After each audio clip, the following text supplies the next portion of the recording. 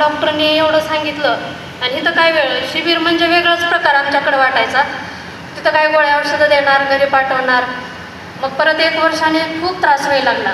मग मी एक शिबिर करायचं ठरवलं.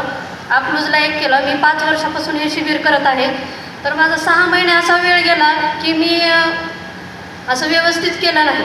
मग खूप जास्त त्रास व्हायला. त्यावेळेस मी असं इथं जसं करतात तेवढं पूर्ण केलं. मग मला थोडं बरं वाटलं. नंतर आणि थोडं माझं असं थोडं करण्यात चुकीचं आलं.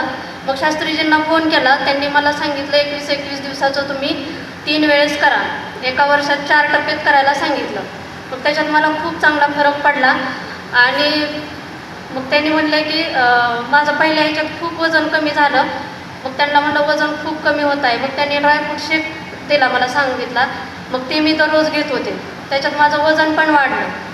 आणि आता पण त्यांनी मला सांगितलं की तुम्ही हे कंटिन्यू साधना. माझं थोडं मध्ये बंद झालं होतं तर मला त्रास चालू झाला. परत मी चालू केलं आणि चांगलं चालू झालं. तर आता हे माझं 4 वर्ष कंटिन्यू असं कसलंही धरसोड झालेलं नाही. एकदम व्यवस्थित मी करत आहे. आणि माझ्याबरोबर पण आता सध्या घरचे 9 लोक आहेत आमच्या नातेवाईकांचे. आणि संघर्ष म्हणजे माझा हा कोरोना पण झाला. मला 6 रेमडेसिवीर झालेले आहे. आणि त्याच्यामध्ये डॉक्टरने असं खूप क्रिटिकल माझी कंडिशन होती. त्यामध्ये डॉक्टर म्हणले की ते ऑक्सिजन लेवल पण चांगलं आहे, पण यांना पुण्याला शिफ्ट जर करायचं असेल तर ऑक्सिजन लेवल जर कमी झालं तर यांना पुण्याला शिफ्ट करू. आम्ही अगोदर बुकिंग पण केलेली होती.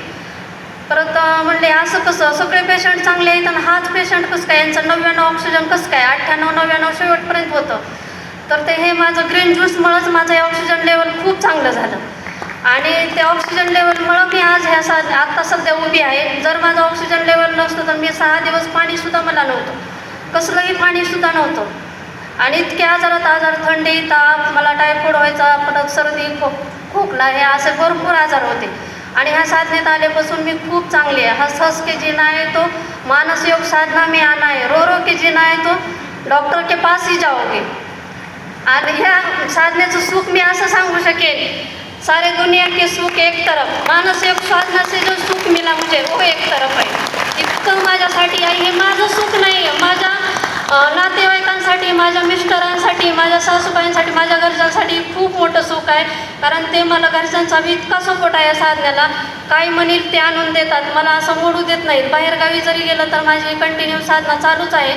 जरी आईच्या इकडं गेले, जरी 2-3 दिवसासाठी जर असं झालं तर मी घरी येऊन ते आणि लिंबू पाण्यापासून सुरुवात करते. त्याच्यामुळं काही त्रास होत नाही. 1-2 दिवसासाठी माझं असं होत जातं की कधी मोडलं जातं, पण ते आता मी व्यवस्थित करते. त्याच्यामुळे काही माझा प्रॉब्लेम काहीच राहिलेला नाही.